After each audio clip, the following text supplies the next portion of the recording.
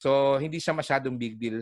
However, if we look at history, according to the Philippine Statistics Authority, yung decline na 0.2% sa GDP natin, the last time that we experienced that decline was last 1998. So 22 years ago.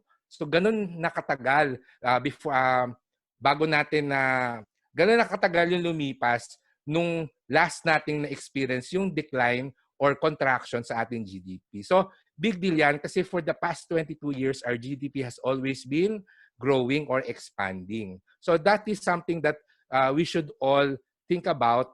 And of course, the thing that we will be discussing today, something that we should prepare for, right? So the question now that a lot of you would be probably asking is, ano ba nangyayari pag recession? What happens during a recession? Okay? So baka kasi katulad ng isa kong kaibigan, sabi niya, recession sa mga ang concerned lang diyan yung mga economists, yung mga investors, etc. So ako naman stable naman yung ano ko, yung lifestyle ko, okay naman yung trabaho, etc. But you should not be that complacent.